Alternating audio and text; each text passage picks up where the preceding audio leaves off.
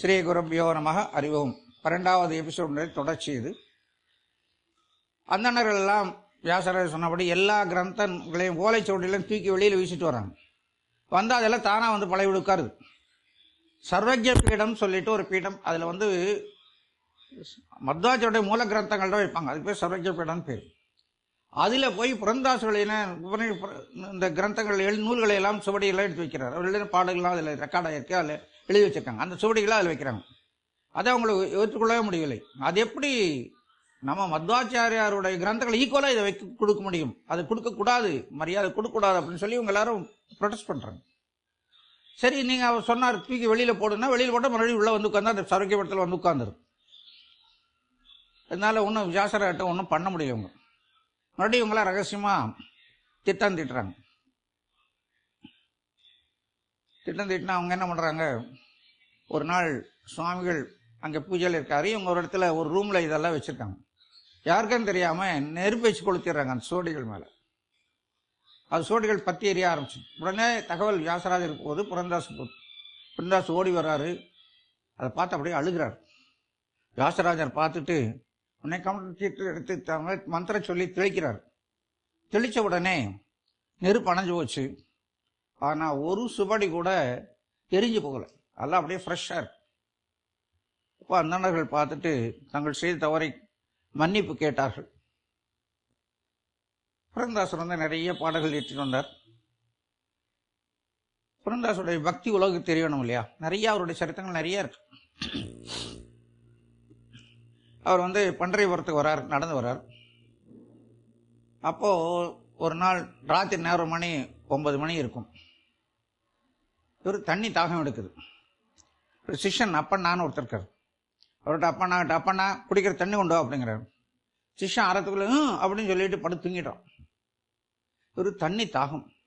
இப்போ பாண்டுரங்கன் என்ன பண்றார், கொஞ்ச நேரம் கழிச்சு சுவாமி பாண்டுரங்கனே அப்பண்ணா ரூபத்தில் வந்து ஒரு சொம்புல தண்ணி கொடுக்குறாரு. தண்ணி குடிச்சிட்டு அப்பண்ணா அந்த சுவாமி வந்த அப்பண்ணா மேலே தலையில் ஒரு அந்த சொம்பு நாள் இடி இடிக்கிறார். எப்போ தண்ணி கேட்டே எப்போ கொண்டு வந்தார அப்படின்னு சொல்லி அவரை தலையில் சொம்பு வச்சு டங்குன்னு ஒரு அடி அடிக்கிறார். சரி, மறந்துட்டார். அடுத்த நாள் காலையில் பார்த்தா பாண்டரங்கன் தலையில் வீக்கம். மறுநாள் காலையில் அப்பண்ணா அந்த சிஷ்யன் எழுந்துச்சு. அப்போதான் அவன் தவறு தெரியுது, நம்ம வந்து தூங்கிட்டோமே சொல்லிட்டு புரந்தாசிட்ட வந்து கேட்குறான். சுவாமி மன்னிச்சுக்கோங்க, நேற்று நீங்கள் தண்ணி கேட்டீங்க, தூக்கலுக்கு இருந்தேன், அப்படியே நான் தூங்கிட்டேன். அதுக்கப்புறம் நான் தண்ணி கொடுக்கல உங்களுக்கு, இப்போதான் நான் வந்து என்னை மன்னிச்சிருங்கன்னு சொல்லி கேட்குறேன். இல்லையே நீ தண்ணி கொண்டு வந்து கொடுத்தியா அப்புறம் லேட்டா அப்படின்னாரு. இல்லை சுவாமி நான் வரவே இல்லை, நான் படுத்து தூங்கிட்டேன் அப்படின்னாரு. அப்படின்னா எனக்கு யார் தண்ணி கொண்டு வந்து கொடுத்தது, என்கிட்ட அடி வாங்கினது யார் அப்படின்னு இவர் கேட்குறாரு. என்னமோ இவர் பொறி தட்டுது. நேராக பாண்டரங்கன் சன்னையில் உள்ளே போய் பார்த்தா பாண்டரங்கன் தலையில் புடைச்சிருக்கு. அந்த குட்டுனில் தலையெல்லாம் புடைச்சிருக்கு. ஐயோ பார்த்தோன்னா ஐயோ நான் மன்னிச்சுப்பான்னு சொல்லிட்டு அந்த பான் கட்டி புட்டிச்சிட்டு அழுகிறார். உடனே அவர் தலையை தடவி கொடுத்த உடனே அந்த வீக்கம் குறைஞ்சு போகுது. இது நடந்தாச்சு. பாண்டரங்கன் பார்த்தான்.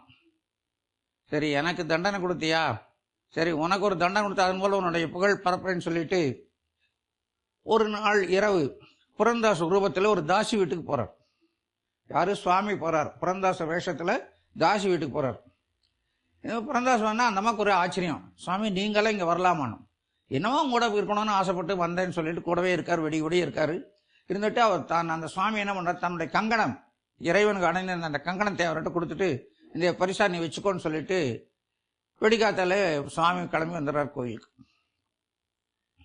மறுநாள் காலையில் அர்ச்சகர்கள் வந்து கோயில் திறந்து பார்த்தா அவருக்கு அணிந்திருந்த கங்கணத்தை காணவில்லை. உடனே தங்கம் காஸ்ட்லி. உடனே அரசருக்கு தகவல் வருகிறது. அவர் உடனே பறைய அறிவிக்கிறார், இந்த தங்கக்கான யார் எடுத்திருந்தாலும் உடனடியாக கொண்டதை எங்கிட்ட ஒப்படைக்கணும், இல்லைன்னா விசாரணையில் யாரும் தெரிஞ்சதுன்னா அவன் சிரச்சேதம் செய்யப்படும் சொல்லிட்டு அனௌன்ஸ் பண்ணிட்டார். இதை கேட்ட தாசி உடனே அந்த கங்கணத்தை எடுத்து அரசவைக்கு போய் அரசருக்கு நான் சொல்றார், சாமி மன்னிச்சுக்கோ, நேற்று ராத்திரி புரந்தாசனம் வீட்டுக்கு வந்தாரு, அவர் கொடுத்த கங்கணம் தான் இதுன்னு சொல்லி சொல்றான். உடனே அரசர் கோவன்ச்சு. தாசர் ரூபத்தில் வந்து இவ்வளவு கீழ்த்தரமா இவர் வேலை செய்யறாரு, ஏமாத்துறாருன்னு சொல்லிட்டு உடனே ஆராயாமல் விசாரிக்காமல் என்ன பண்றாரு, பண்டையூரத்தில் இருக்கிற அந்த கோயில் இருக்கிற தூண்ல புரந்தாஸ் கட்டி வச்சு சவுக்கால அடிக்கிறார். சவுக்கால் அடித்த உடனே அவர் சொல்கிறாரு, புரந்தாஸ் முயக்க முயற் தீரித்த ஐயா அப்படின்னு சொல்லி ஒரு பாட்டு பாடுறாரு. அதாவது நான் கொடுத்த கடனை எனக்கு திருப்பி கொடுத்தியா அப்படின்னு. அதாவது இவர் சொம்ப தலையில் இடிச்சார் இல்லையா, அதுக்கு நீ என்ன பழி வாங்கிட்டியா அப்படின்னு சொல்லிட்டு இறைவன் நோக்கி பாடுறாரு. பாடிட்டு இருக்கும்போது பார்த்தா இங்கே சவுக்கடி அடித்தா பாண்டகனுடைய சிலையில் அப்படியே ரத்தம் வடியுது. அந்த சவுக்கடி பட்ட இடத்துல எல்லாம் இவருக்கு எந்த இடத்துல பட்டதோ அந்த இடத்துல பாண்டகனுடைய சிலையை ரத்தமாக வடியுது. உடனே அர்ச்சகர்கள் பயந்து போய் ஓடி வராங்க. அப்போ அரசர்கிட்ட சொல்கிறாங்க, இந்த மாதிரி திடீர்னு ரத்தம் வருது அப்படின்னு சொல்லி சிலையில் வரும். அப்போ இறைவன் அசரீரியாக சொல்கிறாங்க, புரந்தாசர் எதுவும் அறியாதவர், அவர் சரியான பக்தர்.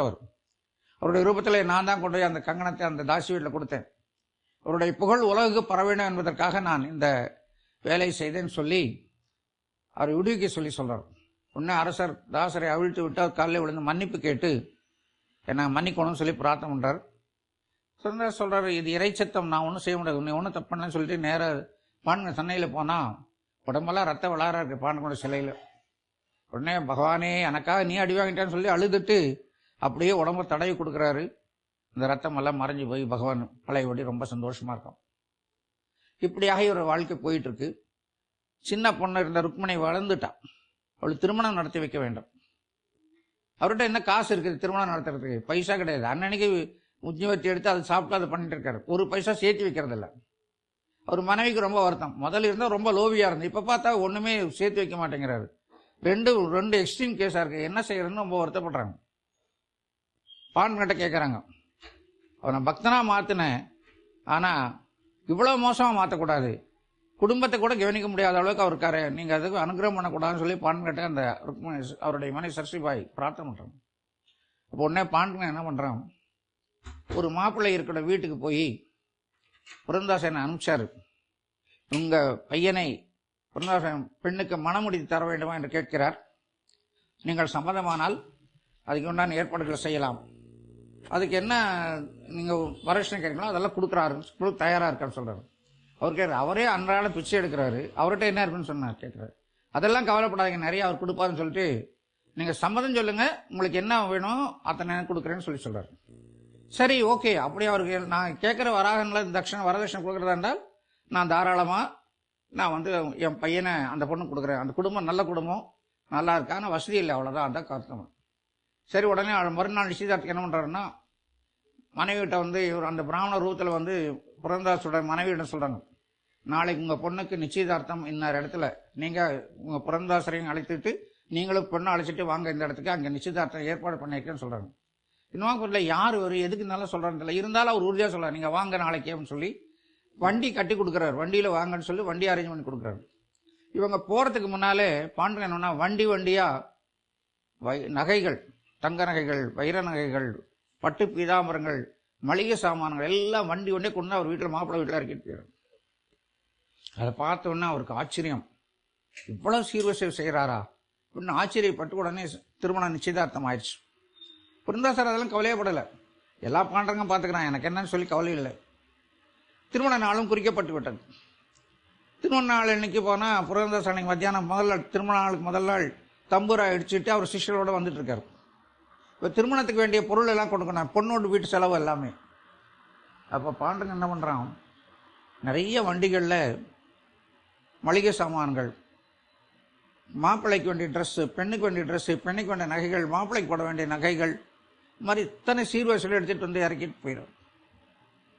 அப்போ தான் புரந்தாஸ் தெரிகிறாரு, நான் உன் சேவைகள்னால எனக்கு நீ இவ்வளோ தூரம் சரியாப்பா இன்னும் ரொம்ப ஆச்சரியப்பட்டு சந்தோஷப்படுறார். இப்படியாக அவர் எல்லா பாண்டங்கன் அவர் எல்லாம் பார்த்துக்கிறார். அப்போது இவருடைய இசை, இவர் சங்கீத பிதாமர்னு சொல்லுவாங்க இல்லையா, அதுக்கு என்ன காரணம்னு கேட்டிங்கன்னா, இவர் இசைக்கு ஒரு இலக்கணம் வகுக்க வேண்டும், இவர் மூலம் நடக்கணும்னு சொல்லி கிருஷ்ணர் பாண்டங்கன் சின்ன குழந்தையாட்டம் இவர்கிட்ட நான் உங்கள்கிட்ட சங்கீதம் கற்றுக்கணும்னு சொல்லி கேட்குறாரு. சரின்னு அவர் சொல்லிக்கிறோம். அந்த காலில் அவருக்கு இதுக்கு முன்னால் சரளி வரிசை, ஜெண்டா வரிசை இந்த மாதிரி எதுவுமே கிடையாது, ஆரோகணம் அவரோகணம் அதெல்லாம் கிடையாது. அப்படியே டைரெக்டாக அவங்க பாடுவாங்க, அப்படியே அவங்க பாடிக்க வேண்டியது, அப்படியே பிக்கப் பண்ணிக்க வேண்டியதான். இந்த குழந்தைக்கு சொல்லிக் கொடுத்தா அந்த குழந்தை பிக்கப் பண்ண மாட்டேங்குது. எப்படி இந்த குழந்தை சொல்லிக் கொடுத்தா புரியாமல் போது அவர் அவருக்கு இறைவன்னால அவருக்கு சரி இந்த மாதிரி சரிகமாக பதனிசா இந்த சரளி வரிசை, ஜண்ட வரிசை இதெல்லாம் அவருக்கு வந்து மனசு தோணுது. கரெக்ட், அப்படிதான் அப்படிதானே அந்த குழந்தை எடுத்து கொடுக்குது. அப்படி சங்கீதத்துக்கு இலக்கணம் வகுத்தவர் நம்ம புரந்ததாசர். இன்னும் அவருடைய சரித்திரங்கள் நிறைய மகிமைகள் அவர்களெல்லாம் நடந்திருக்கு. சொல்கிறதுக்கு நிறைய டைம் ஆகும். ஒரு பெரிய மகாத்மாங்கிறத நம்ம புரிஞ்சுக்கிறதுக்காக இந்த கதையை நான் சொல்லியிருக்கேன். அவர் 5 லட்சம் பாடல்கள் இயற்ற வேண்டும் என்று சொல்லி தீர்மானம் பண்ணி 4,75,000 பாடல்கள் ஏற்றி முடிச்சிட்டார். அதுக்கு மேலே அவரால் முடியல. அவரோட கடைசி மகன் 4ஆவது மகன் மதுவதிட்டு சொல்கிறாரு, நீ இன்னொரு 25,000 பாடல்கள் நீ பாடி முடிக்கணும், சமர்ப்பணம் இறைவனுக்கு சொல்கிறார். கேட்குறாரு, எனக்கு வயசாயிருச்சு, என்னால் முடியுமான்னு கேட்குறாரு. அடுத்த பிறவிலே விஜயதாசராக இருந்து நீ வந்து அந்த பாடல்களை பாடுன்னு சொல்லி ஆசீர்வாதம் பண்ணுறார். இந்த மதுவதி தான் அவருடைய அடுத்த பிறவிலே விஜயதாசராக பிறந்து புரந்தாசுடைய கட்டளையை அவர் நிறைவேற்றுகிறார். 26,000 பாடல் பாடி இறைவன் சமர்ப்பண்றார். தாச சாகித்யம் வந்து அதனால் வளர்ந்தது. வியாசராஜர் வந்து கடைசி காலத்தில் பிருந்தாவனம் ஆகும்போது புரந்தாசர் அங்கே நவபிருந்தாவனத்தில் இருக்கிறார். அப்போ வியாசராஜர் பிருந்தாவனம் ஆன உடனே, பிருந்தாவன பிரதிஷ்டை ஆன உடனே வியாசராஜர் ஒரு புஷ்ப விமானத்திலே மேல் நோக்கி செல்வதை பார்த்தவர் புரந்தாசர். அவர் பாடியிருக்கார். அந்த மாதிரி நான் பார்த்துருக்கேன்னு சொல்லி பாட்டு பாடியிருக்கார். அப்படி வியாசராஜருடைய அத்தியந்த சிஷ்யராக இருந்தவர் புரந்தாசர்.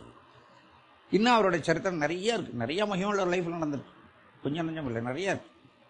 ஆனால் இடம் இல்லாதனால நம்ம சுருக்கமாக நான் ஒரே ஒரு நிகழ்ச்சி மட்டும் சொல்லி நிறைவு பண்ணியிருக்கேன்.